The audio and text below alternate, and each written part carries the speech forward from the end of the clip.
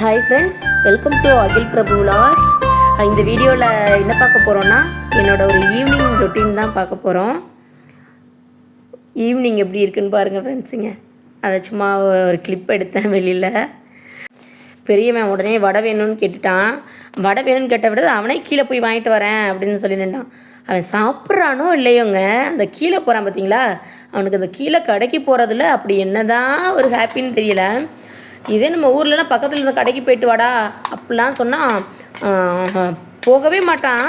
ஆனால் இங்கே கீழே இறங்கி போயிட்டு தனியாக வர்றதில் அவங்களுக்கு ஒரு சந்தோஷம்.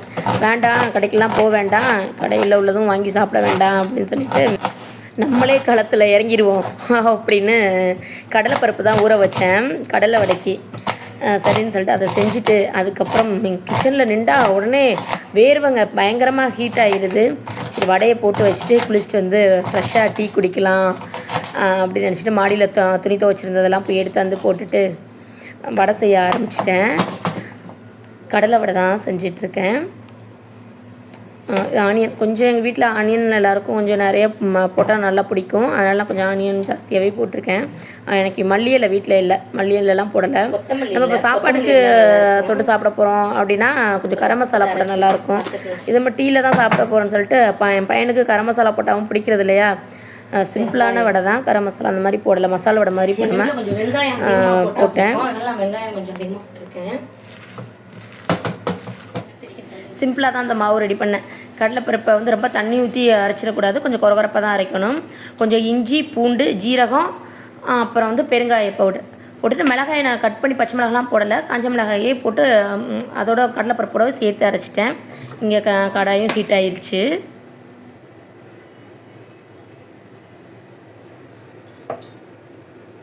கடாய் நல்லா ஹீட் ஆனதுக்கப்புறம் ஆயில் ஊற்றிட்டு வடை போட நானும் ஸ்டார்ட் பண்ணிட்டேன். அதுக்கு முன்னாடியே எங்கள் வடைக்கு தேவையான மாவெல்லாம் பிசைஞ்சு ரெடியாக வச்சுருந்தேன். எங்கள் ஹஸ்பண்ட் உடனேங்க எண்ணெயில் வடையை தட்டி போட்ட உடனே, இப்போ தான் உன்னோட சேனலே களை கட்டுது, இது வரைக்கும் நீ ஆயிலில் ஃப்ரை பண்ணுற மாதிரி வடை இது மாதிரி எதுவுமே போட்டதில்லை அப்படின்னு சொல்லி என்னை கலாய்ச்சிட்டு அங்கிட்டு சைடில் நின்றுட்டு இருந்தாங்க. அதுக்காக வீடியோக்காக நம்ம டெய்லி வடை சுடுறது அது இதுன்னு பண்ணிக்கிட்டு இருந்தால் உடம்பு என்னத்துக்கு ஆகுறது, டெய்லி பண்ண முடியுமா, நம்ம என்ன பண்ணுறோமோ அதை தான் வீடியோ எடுத்து போட முடியும் அப்படின்னு சொல்லி பேசிக்கிட்டே சைடு பை சைடாக வடையும் போட்டுட்ருக்கேன். எங்கள் வீட்டுக்காரர் ஐடியா பண்ணிட்டாங்க போல், இப்படிலாம் சொன்னால் தான் தடப்புடலாம் வடை பலகாரங்கள் எல்லாம் கிடைக்கும்னு. ஆயில் ஐட்டம் இல்லைங்களா, அடிக்கடி சாப்பிட வேண்டான்னு எப்போவாவது தான் செய்கிறது. அப்படி ரொம்ப சாப்பிடணும் போல் இருந்தால் கடையிலே ஆளுக்கு ஒரு வடை 2 வடைன்னு வாங்கிக்கிறது.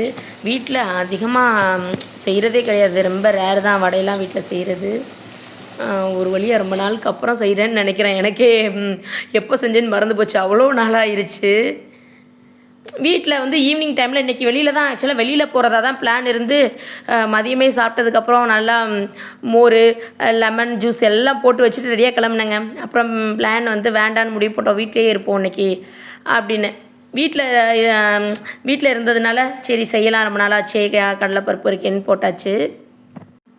எங்கள் ஹஸ்பண்டு வீட்டில் இருக்கும் போது தான் இந்த மாதிரி காலை மாலை அப்படிங்கிற நேரம்லாம் நம்மளுக்கு கண்ணுக்கு தெரியும். இதான் காலை, மதியம் ஆயிடுச்சு, சாயந்தரம் ஈவினிங் ஆயிடுச்சு அப்படின்னு எல்லாருக்கும் தெரியும். குழந்தைங்க இருக்கிற வீடு எப்படி இருக்கும், 1 வயசு டு 2-3 வயசு வரைக்கும் பிள்ளைங்க இருக்கிற வீடு எப்படின்னு. அது நம்ம வீட்டில் 2 பசங்களா அவங்கள சமாளிச்சுட்டு அந்த நாளை ஓட்டுறதுக்குள்ளே காலையில் பொழுது விடிகிற மாதிரி இருக்கும், நைட்டு எப்படி ஆகுதுன்னே தெரியாது. அப்படி டைம் எல்லாம் கடன்னு ஓடிடும். ஒரு வழியாக வடையும் வந்து எடுத்து திருப்பி போட்டாச்சு. என் பையனும் ஹஸ்பண்டும் அங்கிட்டு வெயிட்டிங், என்னோடய வடைக்கு இவங்கெல்லாம் அடிமை, என்னோடய சமையலுக்கு அடிமைங்கிற மாதிரி வடைக்கு வெயிட் பண்ணிக்கிட்டு இருக்காங்க. வடைக்கும் டீக்கும் நல்லாவே இருந்தது, நல்லா டேஸ்ட்டும் நல்லா இருந்தது. ஏன்னா மல்லியில் இதெல்லாம் போட்டிருந்தா நல்லா இருக்கும். மல்லியில் மட்டும் மற்றதெல்லாம் எண்ணெய் வந்து உறிஞ்சாது. உளுந்த வடை தான் கொஞ்சம் நம்ம கரெக்டாக பதத்துக்கு அரைக்காட்டி எண்ணெய் உறிஞ்சும். கடலை வடை பாருங்க, ஊற்றின எண்ணெய் அப்படியே தான் இருக்குது. உளுந்த வடை தான் கொஞ்சம் கஷ்டம். அதுவும் கஷ்டம் என்ன, ஃபஸ்ட்டு கொஞ்சம் பழகுற வரைக்கும் கொஞ்சம் இதாக தெரியும், அப்புறம் அதுவும் கற்றுக்கிட்டோன்னா ஈஸி தான். ஏன்னா அந்த மாவு அரைக்கும் போது கொஞ்சம் பதமாக கொஞ்சம் வெண்ணெய் பதங்கிறவாங்களே அந்த மாதிரி அரைச்சி எடுக்கணும், ரொம்ப தண்ணி ஊற்றிடாமல். கடலை வடை அப்படி கிடையாது, பிகினர்ஸ் கூட ஈஸியாக செஞ்சிடலாம். ஏன்னா தண்ணி ஊற்றாமல் கெட்டியமாக அரைச்சாவே கடலை வடை நல்லா வந்துடும். வடையும் அப்படி இப்படின்னு அங்கிட்டும் இங்கிட்டும் போஸ்ட் கொடுக்க வச்சுட்டு வடையும் காமிச்சிட்டு அங்கிட்டு சைடில் வந்து மாவு அரைச்சிக்கிட்டு இருந்தேன். வெள்ளிக்கிழமை அரைச்சாதாங்க, ஒரு 2 நாளைக்கு, ரொம்ப நாள் வர்ற மாதிரியும் அரைக்க மாட்டேன். மாவு ஒரு 2 நாள் இருக்க மாதிரி கம்மியாக தான் போட்டு அரைச்சிக்கிறது. ஃப்ரிட்ஜில் நிறையா அரைச்சி ஸ்டோர் பண்ணுறது கிடையாது. 2 நாள் தான் நம்மளுக்கு மாவு வரும். அடுத்து ஒரு நாள் வேறு இடையில கேப்பிட்டு ஏதாவது பண்ணிக்கிறேன். அடுத்து 1 நாள் 2 நாள் கூட வேறு ஏதாவது பண்ணிவிட்டு அடுத்து திரும்ப மாவு போடுற மாதிரி இருக்கும். அதனால் ஃப்ரைடே கண்டிப்பாக அரைக்கிற மாதிரி இருக்கும். இடையில இன்னொரு நாள் அரைப்பேன். அப்படியே வடையை பசங்களுக்கு எடுத்து கொடுத்தோன்னா அவன் பையன், அந்த குட்டி பையன் இருக்கான்ல என் பையன், அவன் வந்து பெரிய பையன் சாப்பிட்றத பார்த்துட்டு அவனும் சாப்பிட்றான். அவன் என்ன சாப்பிட்றானோ அதை தான் இவன் சாப்பிட்றாங்க. அவன் வேணான்னு சொன்னால் அந்த பொருள் இவனும் வேணாங்கிறான். குழந்தைங்களுக்கு வந்து என் பெரிய பையன் என்ன பண்ணுறானோ அதை பார்த்து அப்படியே இவன் பண்ணுறாங்க. அதான் என் பெரிய பையன்கிட்ட சொல்கிறது, இந்த மாதிரி விஷயம் தம்பி உன்னை தான் பார்த்து எல்லாம் கற்றுக்குருவான். இந்த டைமில் தான் நீ ரொம்ப குட் பாயாக இருக்கணும், நல்ல பையனாக இருக்கணும், உன்னை பார்த்தா அவனும் வளருவான் அப்படின்னு சொல்கிறது. 2 பேருக்கும் வடையை கொடுத்துட்டு சின்ன பையன் அங்கிட்ட மேலையும் கீழே பிச்சு போட்டு ஒரு பீஸ் வாயில் போகுதோ இல்லையோ நம்மளுக்கு வீடெல்லாம் பெருக்கிற மாதிரி ஆகி போயிடும். வீடே இது பண்ணி போட்டுட்டான், பிச்சு போட்டுட்டான். நானும் தம்பி துணி இதெல்லாம் வந்து காஞ்சத மாடியிலேருந்து எடுத்துகிட்டு வந்தேன். அதெல்லாம் வந்து மடிச்சுக்கிட்டு இருக்கேன். போட்டால் என்ன பண்ணுவான் குட்டி பையன், என்ன பண்ணுவான், வீடே திரும்ப துணியாக இழுத்துக்கிட்டு தெரியுவான், விளையாண்டுக்கிட்டு தெரியுவான். துவைச்ச துணியிலெல்லாம் திரும்ப துவைச்ச துணியை இன்னொரு தடவை துவைங்கடாங்கிற மாதிரி இலக்காக்கி போட்டுருவான். அங்கிட்டு துணியை மடிச்சுட்டு வந்ததுக்கப்புறம் மாவும் அரைஞ்சிருச்சு. மாவையும் எடுத்து இது பண்ணிக்கிட்டு இருக்கேன். எடுத்து மாவை கரைச்சி வச்சுட்டு 2 நாளைக்கு டிஃபன் வேலை முடிஞ்சிச்சுடா ஜோலி அப்படிங்கிற மாதிரி மாவு அரைச்சிட்டா அப்பாடா அப்படின்னு ஒரு பெருமிச்சு விடுற மாதிரி இருக்கும். டிஃபனுக்கு பிரச்சனை இல்லாட்டி என்னடா பண்ணுறது அப்படிங்கிற மாதிரி இருக்கும். மாவு இருந்தால் என்ன வேணாலும் பண்ணிக்கலாம்டா அப்படிங்கிற மாதிரி ஒரு 2 நாளுக்கு தேவையான மாவு அரைச்சாச்சு. உடனே கையோட கழுவி வச்சுட்டாதாங்க. கொஞ்ச நேரம் விட்டோம்னா அப்படியே காஞ்சி போயிடும். அப்புறம் போட்டுட்டு அதுக்கு தண்ணியும் அதிகமாக வேஸ்ட் ஆகும்.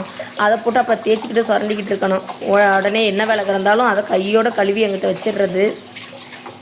அப்படின்னா அதை கழுவிக்கிட்ட கிரைண்டர் வாஷ் பண்ணிகிட்ருக்கேன்.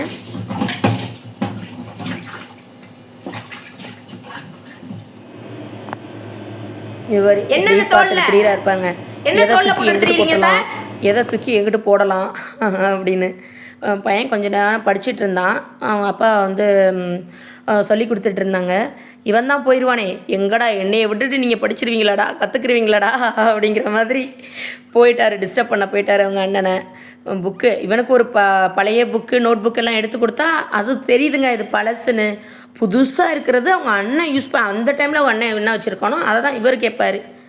அப்படின்னு ஒரு வழியாக அவனை இங்கிட்டு வாடான்னு கூப்பிட்டுட்டு இருந்தாலும் வரல. அவன் வரவும் மாட்டான். அவங்க அண்ணன் அவங்க அப்பா எங்கே இருக்காங்களோ அங்கே தான் இருப்பான். உடனே அவங்க படிச்சுட்டு இருக்கிற டைமில் நானும் போயிட்டு டீ போட்டுட்டு வடையெல்லாம் சுட்டு வச்சுட்டு தான் போயிட்டு அதுக்கப்புறம் இழிச்சிட்டு டீயை போட்டு ஃப்ரெஷ்ஷாக சாப்பிட்லாம் அப்படின்னு நினச்சிட்டு நானும் குளித்தேன். வடையெல்லாம் செஞ்சதுக்கப்புறம் தான் குளிச்சுட்டு விளக்கெல்லாம் ஏற்றிட்டு சாமி ஈவினிங் கும்பிட்டுட்டு அப்புறம் டீயை போட்டு எடுத்துகிட்டு வந்தாச்சு. ஃபேமிலியோட ரிலாக்ஸாக டீ வடை சாப்பிட்டுட்ருக்கோம்.